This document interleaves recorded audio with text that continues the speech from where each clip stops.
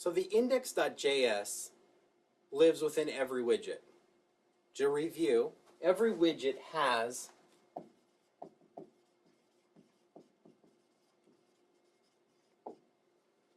an index.js, which is all the JavaScript associated with that one widget. It allows all of that widget's JavaScript to be encapsulated within that widget name's namespace. Then it has a data folder, which contains a build.json and a data.json. It contains a CSS folder, which contains an areas.css, which is all of the styling for that widget, and just for that widget, and a media folder.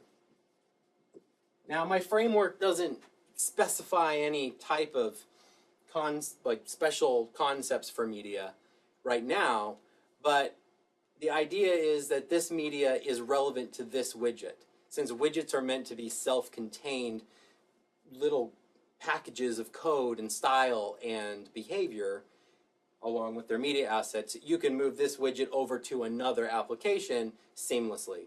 If you package up all the media within it, then that makes it an easier transition.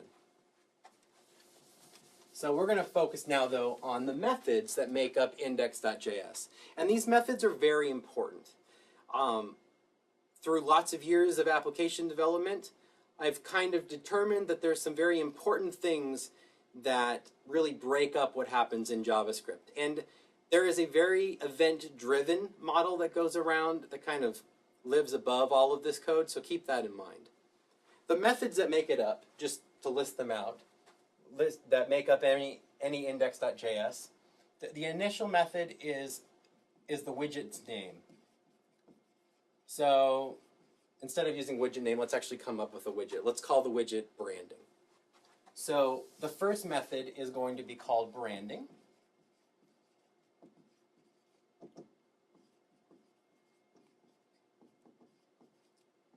And branding receives a variable called papa. And I always use papa consistently to refer to the parent. And typically, if you see papa, it means a big parent. So this is the widget, the actual widget called branding. So if you were to actually look in the DOM, there would be a widget with an ID of branding. This is dynamically built by the framework. And everything that happens in this index.js has this kind of above everything. So papa is this. Everything that's built inside of index.js, anything that's built from a build.json file inside of this widget, anything that's styled, all lives within this widget. So the DOM encapsulates essentially all of the functionality and structure. But in this case, papa is this. And if you look at the couple lines of code that I suggest should go inside of this first method, you'll understand how papa works. The first one is actually papa.build, and then it's a build object name. I try to say that this build object name should be the name of the widget as well. So over in your build.json, the typical structure you'll always see in a newly created widget, you'll have one object sitting in the build.json called, in this case, branding. So you'll have build branding. And I like this structure because you end up with a singular build object that kind of just reserves the right to build the overarching element, DOM element inside of this widget. So that widget, I don't like any manipulation to really happen to that.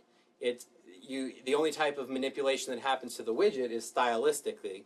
So if you want to build stuff inside of it, I like to kind of protect the widget from the rest of the structure inside of it, and likewise. And so I always wrap all of this stuff inside of a widget with another element, which tends to have the build object called branding.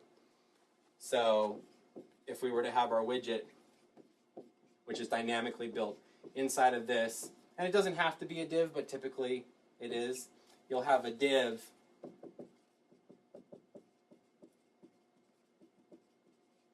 with whatever name you give it in the build object. But typically, this will be your very first DOM object that you have control of. But there's essentially the very first method is branding, or the widget name. And then the second method is called build. And build has a singular method inside of it called init.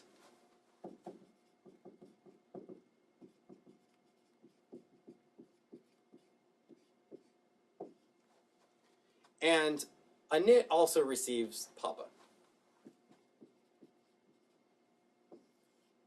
So Papa, we can refer to that also as the context, which I love to use that word. So if I start using context, know that I'm just referring to within the widget. Context is very important because it allows us to reuse the same names and the same JavaScript and JavaScript selectors without worrying about all of the other widgets with build objects and selectors of the same name. The reason that I have these two, and at first look it looks a little confusing. I have an init, and then I kind of have another init. But my thought process was this. This build and init specifically deal with the initialization of the look, the structure, versus this one, while it triggers this build init, it's more of the programmatic init. So I look at it as there's a programmatic init and a structural init. And when I say init, there's really kind of like a before and after. If you want to do something before it builds or after it builds, that can go right here. Something more programmatic that's not structural, like you want to call some Ajax or something, or you want to manipulate something on the page, or you want to make the widget disappear before you build anything. Because you don't want to show the construction. You don't want to slow, if you have a lot of DOM structure, you might want to wait till it's fully painted. And so you could put that up here. That's programmatic stuff. Versus in here, you could do, it's already been, or the,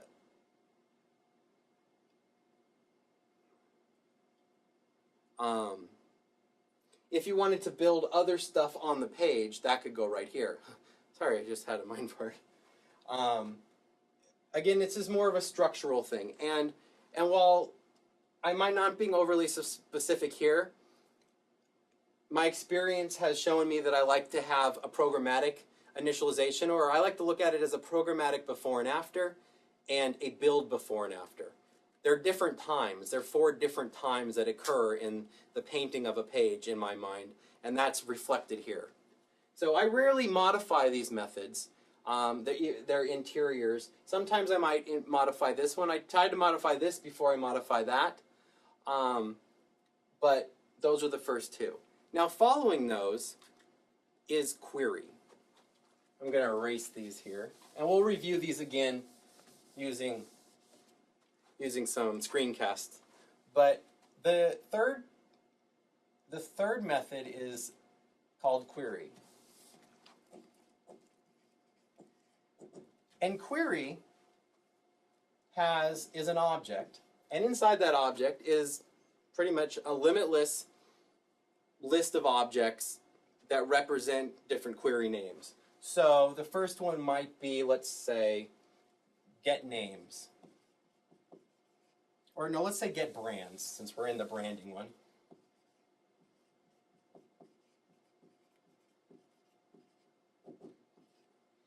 And each query goes a little further, has an object called before, which has a function as its value, with the first parameter being data, second one being L, when I say L, I tend to mean, and in this context, especially when I'm passing into a function, L almost always refers to the context being passed in. So query, which I'll show you in a second, has an actual JavaScript implementation. The query gets chained to an element. That element is represented here.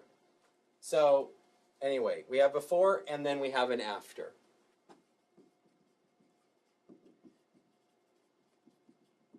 And this function I use, and the parameter names, while not all that important, it's very, to me, seeing data here versus here, seeing JSON,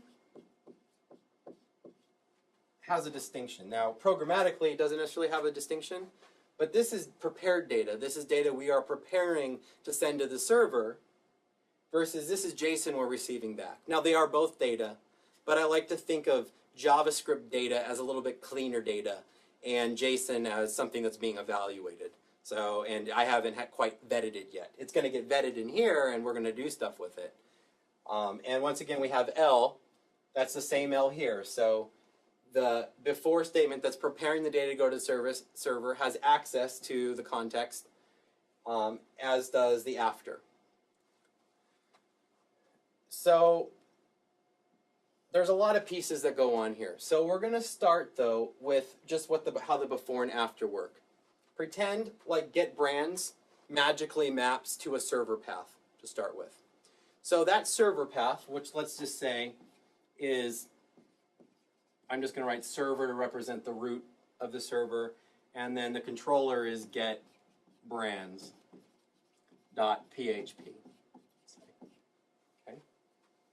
So let's just say that there's a magical mapping going on here, and whatever gets returned inside the before is the data that gets passed to this controller. So inside, at the end of every before, you'll always see a return. And this return tends to be some type of data. Now, data here is because data can be passed in, which we'll talk about in a moment, or it can completely be constructed here. So, and I tend to construct it here more often than I tend to pass it in.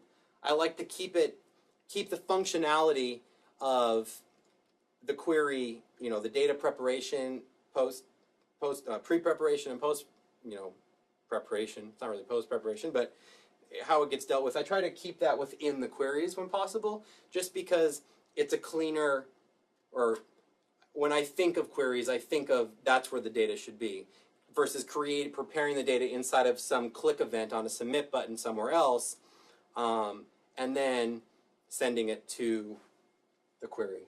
So when I say that, L, this is why L's here. So if I have a form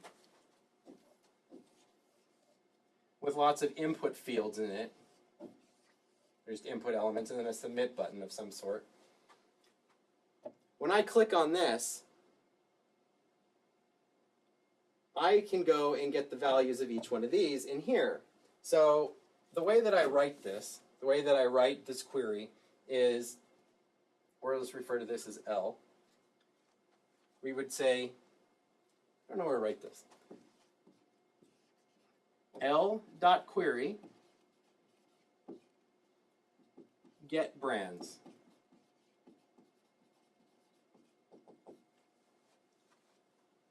So this structure right here, you can think about this being selected. This will send this context, so the button's context, to this query's before. So in here now, you can just write in each statement or something, L.siblings input bin. So, where it can iterate through each one of these, and this is just doing some pre-processing of the data. You can iterate through creating an object or an array, however the server likes the data, of the values inside of each one of these input fields. Michael, Kelly is cool, for example.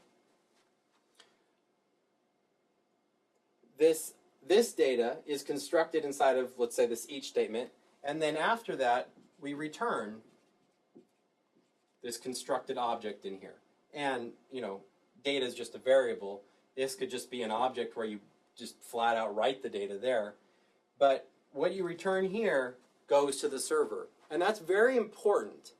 I've seen some mistakes in the past of developers using this where they try to put other queries, like they actually write an AJAX call or they write something that has some type of timing associated with it inside of here. And the problem with that is whatever gets returned, this won't wait. This continues to run synchronously like the rest of JavaScript. And if you have anything asynchronous in here, it will get confused. So you just can only do data construction, preparation, construct an object, construct an array, and then return it. You return it, it goes to the server, you know, in the common way that AJAX works with jQuery. It's just the regular jQuery AJAX packaged up in what I believe to be an easier implementation, an implementation where people don't have to think about callback functions, so on and so forth. And when it goes to the server and it comes back, the JSON that comes back is represented by this JSON object, and this original context is represented by L. And so now you could, you know, JSON.success. You can have an if statement here. If JSON.success,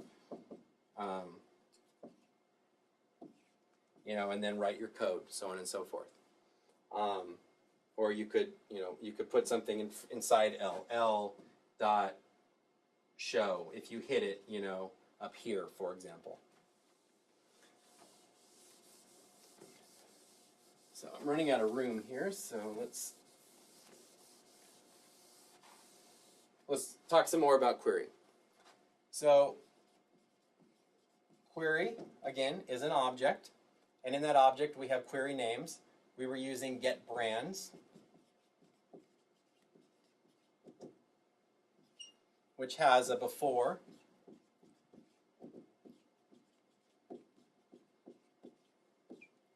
with data, L.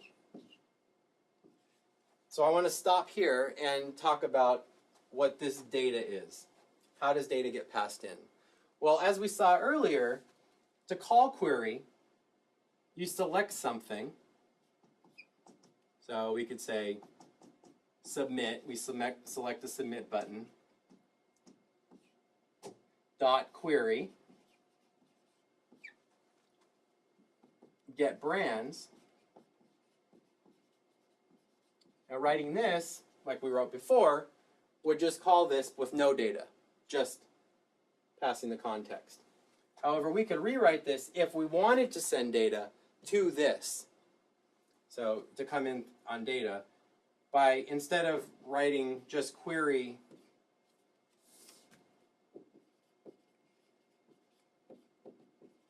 get brands, we add a second parameter of a data object, which can be whatever you want. Now, typically when I do that, it's typically then extending another, I have an object over here, those two extend each other and make one super object that gets returned. This adds a nice piece of functionality. It lets it be more flexible. It lets us adjust to different coding styles, and that's something that I try to have as a key component in my design, is have something that requires a little bit of developer conformity. However, it still allows for creating data somewhere else, or creating data in here, or creating data somewhere else and in here, and extending the two. So that would get passed into data. Now the last piece to understand is how get brands, this query name inside of this index.js, inside of a certain widget, how it figures out which controller to go to. So pulling much further out in the project, there's a global config called queries.json, and we'll look at this in a minute. And queries.json has a queries object. It's actually, we'll just write queries here. It's a queries object with things in it, with named objects inside of it called, for example, get brands.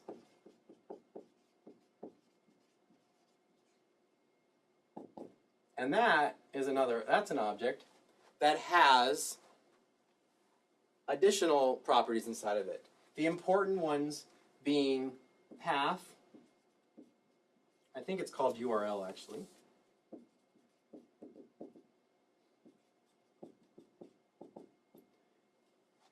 Which being the only required one, the URL, and this is the URL that this query will submit to.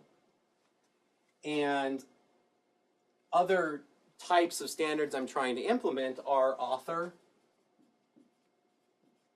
documentation,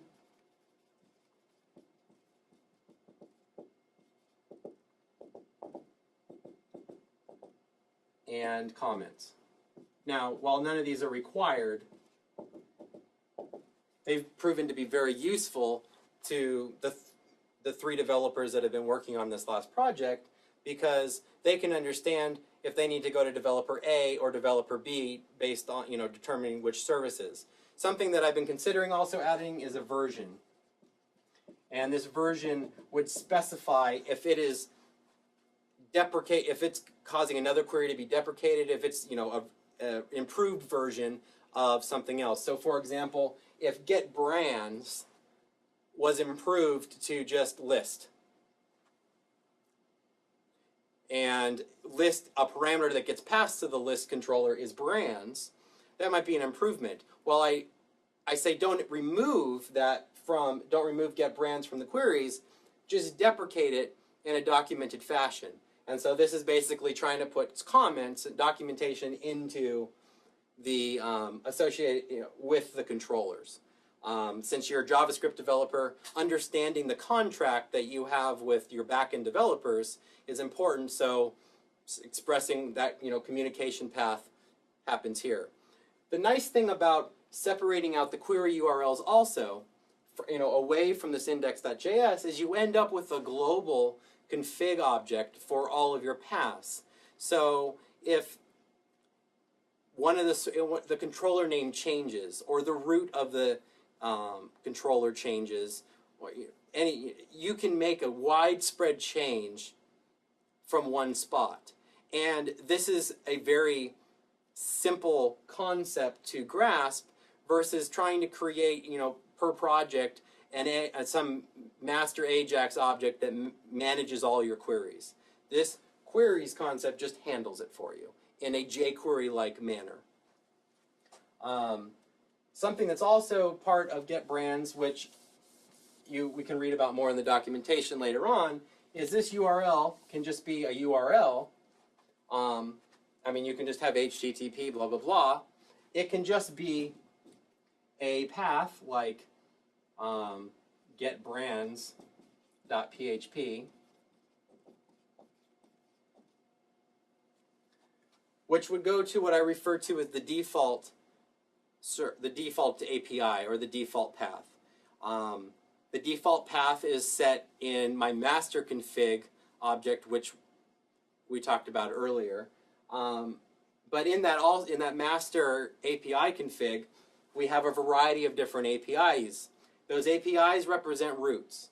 And you can, if you don't want to use the default, you can prefix your URL with path, and then the rest of your path.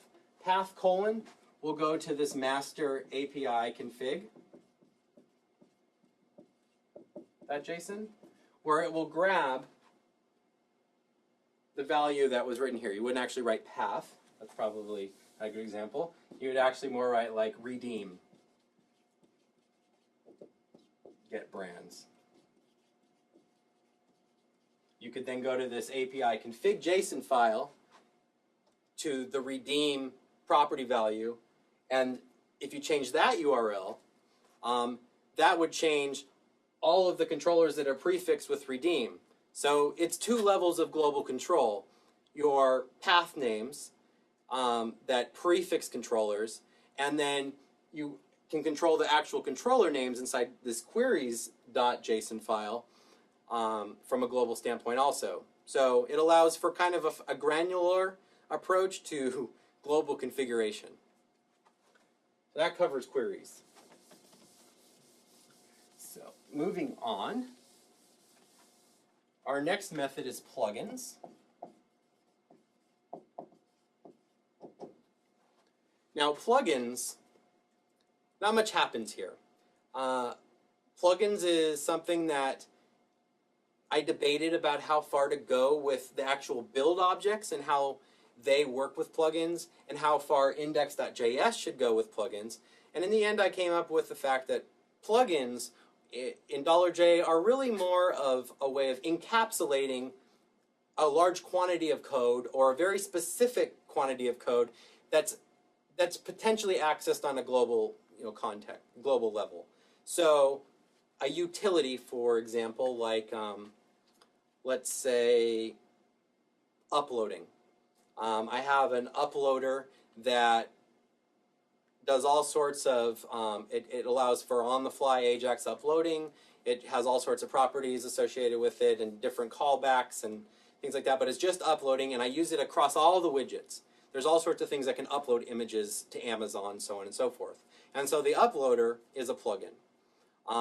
And when I say plugin, it means that you can chain it to a selector. So I'm just going to use L as my selector. I'll select it just for fun. And then the plugin name, this is common jQuery structure. And then either a init, if you don't pass anything, or plugin names method, or plugin names method, and then variables. This is the common plugin structure for jQuery. So plugin name, there's a file that exists in the core JavaScript that has this plugin name. So let's say we use upload here. Upload corresponds to a file called upload. And if you have a method name, the first method in upload, or the method called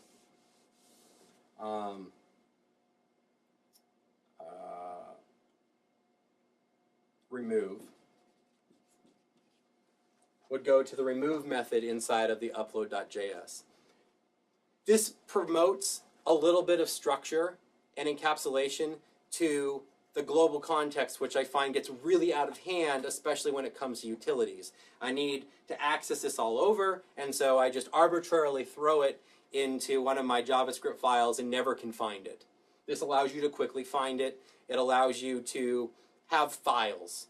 And the way in which I concatenate files server-side, you can have as many plugins as you want without having to bear the risk of having lots of files on page load.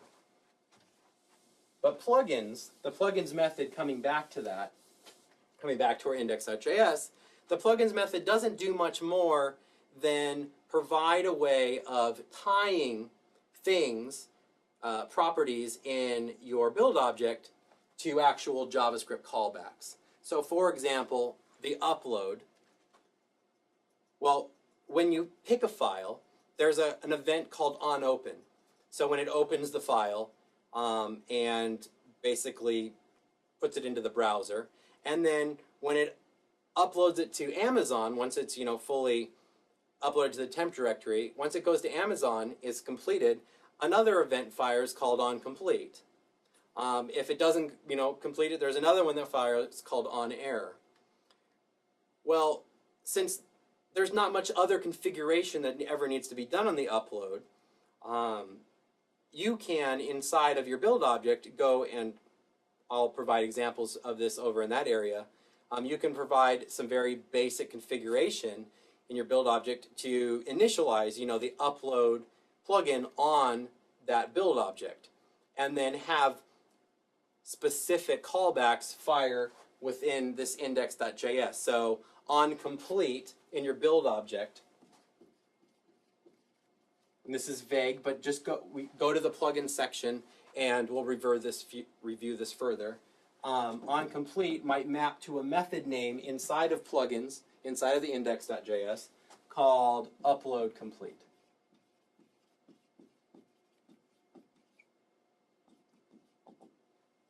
So inside of plugins, you would have upload complete.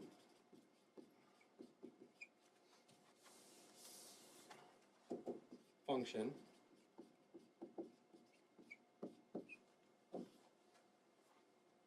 So all that happened in the build JSON was basically a mapping of, I want the onComplete to tie to this upload complete method. That will make more sense when we talk about plugins. But basically, there's an area in index.js for plugins. This allows you to tie in global utilities into your build JSON, which is nice for repeatability. It's nice for templating. You can start to tie some common behavior into templating.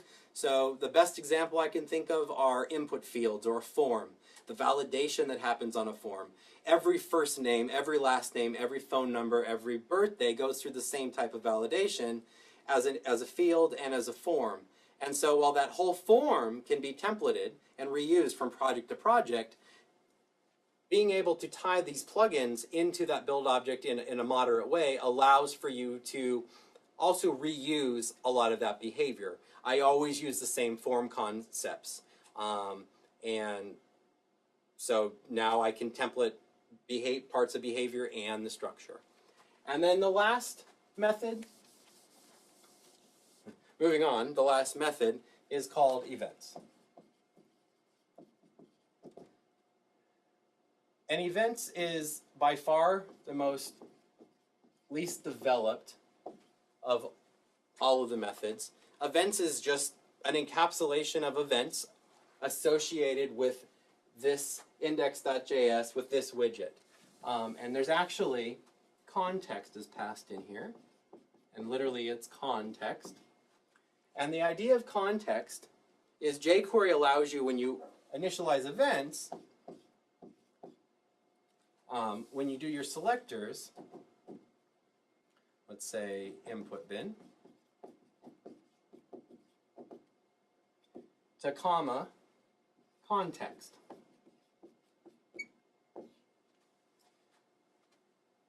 This will look for input bins specifically inside of this widget's context. So the alternative is to, every time you write input bin inside of this widget, is to write, instead of that, is to write widget pound branding input bin. This is so you protect the context, so you don't start calling input bins in other places, in other widgets, since the concept is stuff written in here lives within this widget's context. This is an easy way of not having to do that every time. It's also cached when it comes in right here, so it saves on processes. You don't have to reselect the widget over and over and over again. Depending on how you code, the next question is, so where do I put just generic functions? Well, I don't really use generic functions, and this concept really more focuses on putting functions within events. So input bin, for example,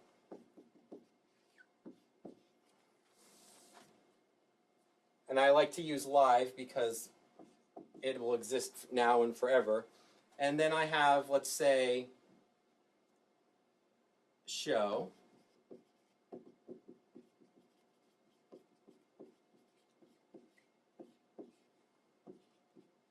And hide.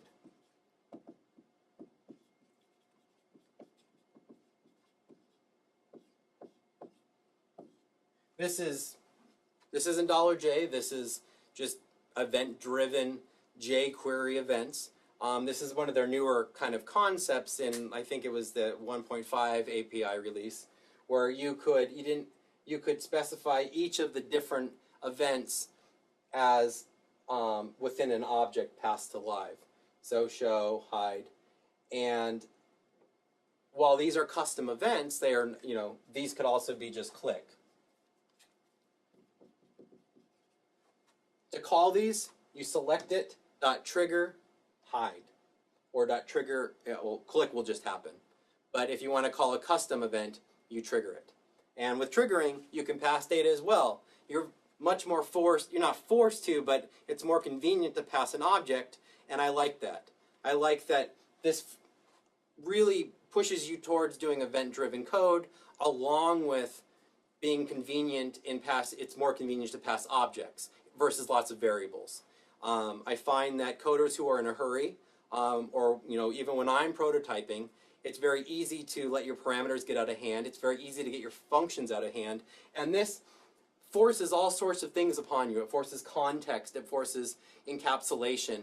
It forces and it provides convenience. Oh, and it provides objects, more object-oriented. You have to pass objects to it. I mean, all the way down to, since each of these events has an E that's passed to it, the event object. And the event object is powerful if you haven't explored it. You get much more data than if you just called a function. So if I selected input bin,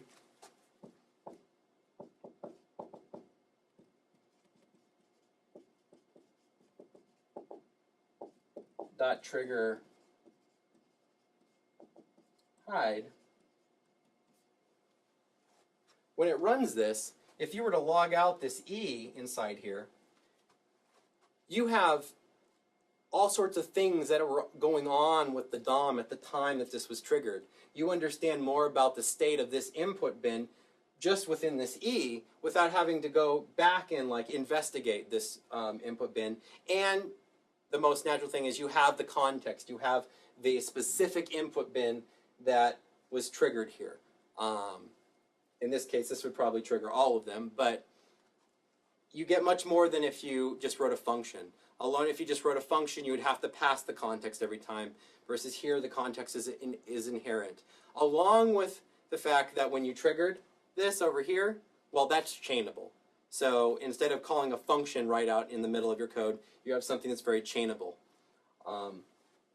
So that wraps up the basic methods that are in index.js. Now I will elaborate on these in the next lesson using some little bit more well thought out examples, but this is a very important part. So if you didn't understand things in here, make sure you go back and review or you watch the next lesson.